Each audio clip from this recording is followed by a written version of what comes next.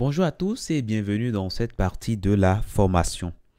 Alors, ce que nous allons faire maintenant, nous allons demander la position de l'utilisateur qui va consulter notre site là. OK? Donc, comme je vous ai dit, ces paramètres-là, ici, c'est pas obligatoire. Je peux enlever ça. OK? J'enlève ça et je vais mettre ces deux-là. Alors, ici, il faudra lui fournir une fonction. OK? Un callback. On appelle callback. Donc, là, on mettra notre fonction de callback là. Et cette fonction va recevoir en paramètre position, ok? Position, qui sera la position récupérée s'il venait que on arrive à récupérer la position correctement, ok? Voilà. Alors, qu'est-ce qu'on fait de ça? Qu'est-ce qu'on fait de la position? Allez, je vais aller à la ligne ici pour que tout soit bien visible pour vous. Alors, qu'est-ce qu'on va faire ici? Si on récupère la position, autant l'afficher. Log position. Positions, tout simplement. OK? Là, c'est bon. Maintenant, en cas d'erreur, s'il y a une erreur, qu'est-ce qu'on fait? Ça veut dire que là, on va également mettre un callback. Donc, erreur. On va préciser le traitement qu'on veut faire. On va afficher simplement l'erreur. OK? Voilà. Donc, console log erreur. Et là, c'est bon. OK? Donc, qu'est-ce qu'on va faire maintenant? On y va sur le site pour regarder. Lorsque je viens ici, qu'est-ce qui se passe? En gros, on me demande ici mon avis. OK? Et c'est ce qui se passe. Parce que c'est les données qui sont sensibles. Alors, si je ferme ici, qu'est-ce qui va se passer? Ça me retourne ici le message d'erreur. OK? Donc, geolocation, position, error. Et nous voyons ici tout simplement le code, c'est 1 et le message, c'est ça. User denied geolocation. Voilà. Donc, c'est ce qui se passe lorsque l'utilisateur décline la demande, OK? La demande de récupération de ces données. Voilà. Maintenant, alors je reviens ici, je vais actualiser à nouveau. Vous voyez, on me demande encore, OK? Voilà. Maintenant, je suppose maintenant que j'accepte. Je peux autoriser. Là, c'est bon. Là, je récupère maintenant les informations de localisation. Une fois encore, c'est de l'utilisateur qui consulte votre site, OK? Voilà. Donc là, c'est bon. Et à l'intérieur ici, nous avons coord. Et c'est à l'intérieur de ça que nous avons les informations importantes. Nous avons latitude, nous avons longitude, OK? C'est grâce à ces informations-là que vous pouvez situer là où se trouve l'utilisateur sur votre carte, OK? Voilà. Donc, je reviens alors ici. Et si nous voulons, par exemple, récupérer ces données en JavaScript, c'est simple. On a déjà la position. Donc, si on veut, par exemple, la longitude, on peut l'afficher. OK, on peut l'afficher. Donc, je mets la longitude. Longitude. Et qu'est-ce que je vais afficher là? Allez, je mettrai déjà la position. Point longitude. Non, pardon. Coord, si vous vous rappelez bien. OK. Coord. Point longitude. Et je peux également dire, je vais afficher la latitude. Donc, latitude. Et là, je mettrai latitude. Et là, c'est bon. Je peux l'afficher. Et voilà, tout se passe correctement. Comme je peux créer un objet rapidement et puis sauvegarder ces informations-là. OK? Donc, je peux créer un objet ici. Var coord,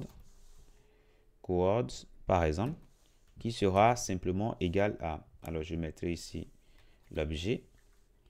On aura longitude qui sera simplement égal à position.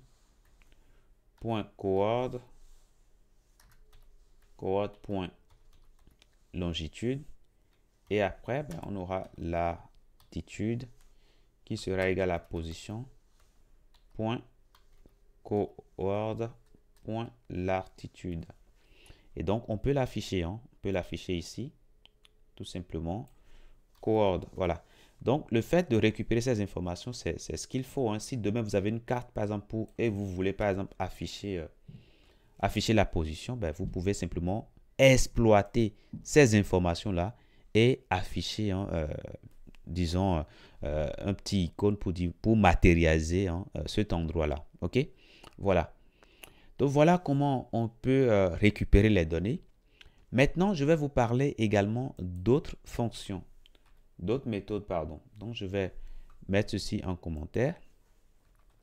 Alors, il y a une méthode qui s'appelle Watch Position.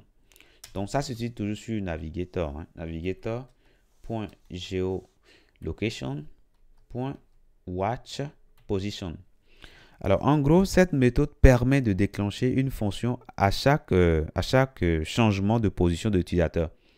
Donc, ce qui n'est pas le cas pour ceci. Il faut récupérer l'information et c'est tout. Mais avec ceci, quand l'utilisateur bouge, ben, vous avez tout simplement les données en temps réel. Prenez par exemple l'exemple d'un utilisateur qui a son téléphone, par exemple, qui ouvre votre site, par exemple, sur son téléphone, et puis ben, il marche dans la rue. Ben, vous allez recevoir ces données en temps réel. OK? Vous allez voir là où il passe, etc. Donc, cette fonction, cette méthode ici, ben, ne change pas. Hein. En paramètres, ça prend les mêmes paramètres que ce qu'on a pour get current position. C'est-à-dire, ça prend success, c'est-à-dire ce qu'on va faire en cas de succès, et c'est bien en callback, error, la fonction qu'on va exécuter en cas d'erreur, et puis option. Et c'est les mêmes options, c'est les options dont je vous ai parlé tout à l'heure. Ça ne change pas. Voilà.